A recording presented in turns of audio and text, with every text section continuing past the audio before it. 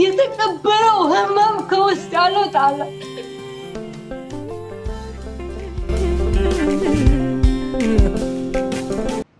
ሰላም ታሪክ ነኝ። ዛሬም በሶሻል ሚዲያ ላይ አነጋጋሪ ከነበረው ታሪክ ላይ የራሴንም ሀሳብ በመጨመር ይዤላችሁ መጥቻለሁ። ለቻናሌ አዲስ ሲሆናችሁ ሰብስክራይብ እያደረጋችሁ ቤተሰብ እንሁን እላለሁ። አሁን ወደ ጉዳዩ እናልፋለን። ማህሌት ትባላለች። ሸገር ኢንፎ ላይ ቀርባ ስለ ህይወቷ ስላሳለፈችው ውጣ ውረድ በሰፊው በሁለት ክፍል የነገረችን ታሪክ ነበረ። በተመሳሳይ ደግሞ አባቷም ከቀናት በኋላ ወጥቶ የተናገረችው ሐሰት ነው፣ እኔ በሆላንድ አገር እናትም አባትም ሆኜ ያሳደግኳት እኔ ነኝ ብሎ ወጥቷል። እስቲ የሁለቱን ምንድነው ጉዳዩ የሚለውን ይዤላችሁ ቀርብ ያለው ተከታተሉኝ። ማህሌት ትባላለች። የተወለደችው አዲስ አበባ ነው። ያደገችው ደግሞ ሰሜን ሸዋ መንዛ አካባቢ ነው እና በ15 ዓመቷ በጣም የልጅነት ጥያቄዋ የነበረው አባቴ ማን ነው የሚለውን አባቷን በጉጉት በጣም በብዙ መጨነቅ በማንነት ጥያቄ ውስጥ የኖረች ስለነበረች አባቷን ስታገኝ በጣም በደስታ ነበረ ህይወቷ የተሞላው። መጀመሪያ ስታዩ ስሜቱ እንዴት ነበር? መጀመሪያ እንግዲህ ከ15 ዓመት ወይም ደግሞ የ15 ዓመት ታዳጊ ሆነሽ ነው። በጣም ነው ደስ ያለኝ። ማለት የማንነት ጥያቄ በጣም ከባድ ነው። በጣም ከባድ ነው እና በጣም ነው ደስ ያለኝ። ከዛ በኋላ እንግዲህ ሆላንድ መጣለች። ኢትዮጵያን በነበረችበት ጊዜያት አባቷ የጾታ ትንኮሳ አድርጎብኛል ብላ ነግራን ለምን የሚል ሁላችንም ውስጥ በጣም ግርምትን የፈጠረ ድርጊት አባቷ አድርጓል እንደነገረችን። ከዛ በኋላም ሆላንድ ከመጣች በኋላም ተደጋጋሚ ጾታዊ ጥቃት እንደተደረገባት፣ በጣም አቢዩዝ እንደተደረገች፣ ጓደኛ መያዝ አትችልም፣ በብቸኝነት ህይወቷን እንድትገፋ በምሬት ህይወቷን እንድትገፋ የተደረገችበት ሁኔታ እንደነበረ ነው የነገረችን። በጣም በእንባ ነበር የምትናገር፣ በምሬት ነበር የምትናገር። ስቲል ከ20 ዓመት በኋላ ይሄ ድርጊት ከተፈጸመባት ከ20 ምናምን ዓመታት በኋላ እንኳ ልክ እንደ አዲስ እያስታወሰች እያለቀሰች ነው ታሪኳን የነገረችን። እንደዚሁም ደግሞ ተደጋጋሚ ጊዜ ራሷን ማጥፋት ሙከራ አድርጋለች። ኢቭን ከወራቶች በፊት ራሱ ያንን ድርጊት ራሷን ለማጥፋት ሞክራ በኢመርጀንሲ ሆስፒታል ሄዳ እንደተረፈች ነግራናለች። በጣም በምሬት ውስጥ እንዳለች ያንን ባስታወሰች ቁጥር የደረሰባትን ነገር ባስታወሰች ቁጥር በጣም በምሬት ውስጥ እንዳለች ማየት ችለናል ማለት ነው። ገና ኢንተርቪው ሲጀመር ስትጠየቅ ነው በቃ ውስጧ የሚፈነቅላት ስሜት አለ። በእንባ ነው ስትናገር የነበረው። ውሸት ነው ለማለት በጣም ከበደኝ። ምክንያቱም ለምን ይሄን ያህል ፔን ውስጧ ፔን ይታያቸዋል እና ለምንስ አስፈለገ ውሸት ከሆነ ይሄ ነገር የሚለው በጣም ግርምትን ፈጥሮብኛል እና በጣም በቃ ፔኗን ነው እኔ ሳይ የነበረው። ያንን ኢንተርቪው ሳይ በሁለት ክፍል ነው የቀረበው እና በጣም ነው ፊል ያደረኩት። ገና ኢንተርቪውን ስጀምር ጀምሮ ነው በእንባ የተሞላ ነበረ። በጣም አስቸጋሪ ህይወት እንዳለፈች ነው ስትናገር የነበረው። ኢቨን አሁን ያለችበት ህይወት ጥሩ ደረጃም ቢሆን ግን ያኔ የተፈጠረባት ችግር ስቲል አብሯት እንዳለ ነው ስትናገር የነበረው። ይሄ ደግሞ ውስጧ ደብቃ በመኖሯ የተፈጠረ ፔን ነው እንደነገረችን ከሆነ እና በጣም ነው የምታሳዝነው። ቴራፒን በጣም እንደሚያስፈልጋት በግልጽ የሚታይ ነገር ነበረ። እስቲ ተመልካቾች ግቡና ሙሉውን ኢንተርቪው በሸገር ኢንፎ ላይ ሙሉውን ኢንተርቪው እዩት። በሁለት ፓርት ነው የቀረበው እና በጣም ነው ፊል ያደረኩት እኔ። በተለይ ደግሞ አባት ሁነኝ እያለቀስኩ አባት ሁነኝ ገብቶሻል? አትድፈረኝ አባት ሁነኝ፣ አትስቀኝ አባት ሁነኝ ገብቶሻል? መሲ አባት ሁነኝ እያልኩ እያለቀስኩ እየተንገበገብኩ ብቻዬን ሆኜ ማለት ነው የምበላው እያጣሁ ራሴን እያስተማርኩ አባት ሁነኝ። በቃ ከውስጥ ያልወጣ አለ መሲ፣ ከውስጥ ያልወጣ አለ። የተቀበረው ህመም ከውስጥ ያልወጣ አለ።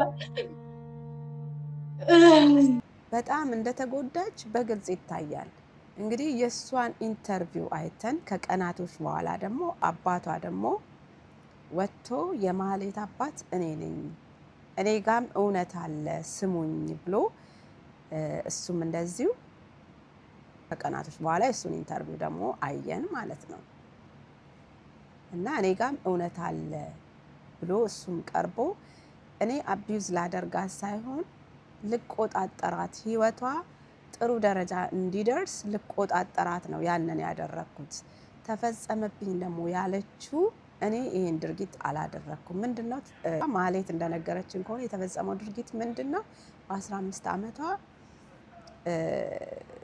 ወንድ ሲያስቸግራት ነበረና ያንን አባቷ ሄዶ በ15 ዓመቷ ቨርጅናት አይደለችም የሚለውን ራሱ ቼክ አድርጎኝ አይቷል የሚለው ነገር በጣም ነው የሚሰቀጥተው የነበረ።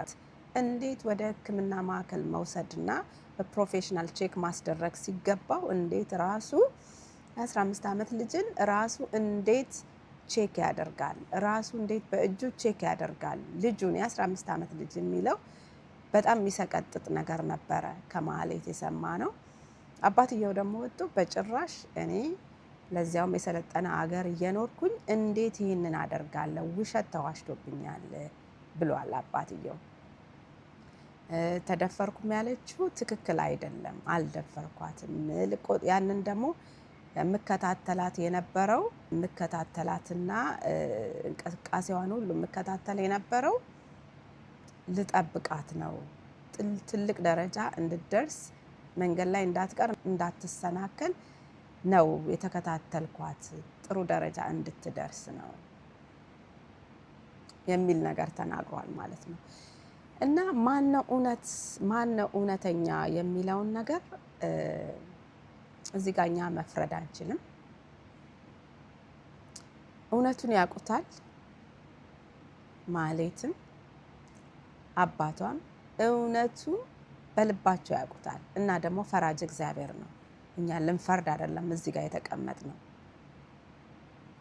ስለዚህ እውነቱን እነሱ ያውቁታል፣ ልባቸው ያውቀዋል እውነቱ። ግን እኔ እሷ ናት ትክክል አባትየው ነው ትክክል ለማለት ሳይሆን እንዳየሁት እውነት ይሄ ድርጊት ተደርጓል አልተደረገም የሚለውን ሳይሆን ውስጧ ፔን አለ፣ ዲፕሬስድ እንደሆነች ደስተኛ እንዳልሆነች በጣም በብዙ ፔን ውስጥ እንዳለች ይታየኛል። እኔ ተነገረችንም ቴራፒ እያየች ነው። ኢቭን በ2 ዓመት ፕሮግራም ውስጥ ከተዋት ቴራፒ እየወሰደች ነው በእርግጥ ያለችው። እሱኑ በደንብ መቀጠልና ሂል ማድረግ አለባት። ከዚህ ፔን መውጣት አለባት። እንደነገረችን 2 ልጆች አሏት፣ ባለትዳር ናት፣ ስራ አላት፣ የራሷ ፀጉር ቤት አላት። እንግዲህ ሁላችንም እንደምናስበው ሰክሰስፉል ላይፍ ላይ ናት ብለን ነው የምናስበው። እና ያንን እንግዲህ ከምንም በላይ ደግሞ እናት ናት፣ 2 ልጆች አሉ የሚፈልጓት፣ ባለቤቷ አለ፣ መኖር አለባት። ኢቭን አሁን ከወራቶች በፊት ነበረ አይ ቲንክ ኦገስት ላይ ይሁን እንደዚህ ራሷን የማጥፋት ሙከራ አድርጋ በኤመርጀንሲ ገብታ ነበር።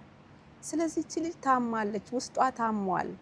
ስለዚህ ቴራፒ በደንብ አግኝታ ሂል ማድረግ አለባት። ኢንተርቪው ተጀምሮ እስኪያልቅ ድረስ በእንባ ነው ስትናገር የነበረው። ይሄንን ሁሉም ሰው ማየት ይችላል። ፔን አለ ውስጧ።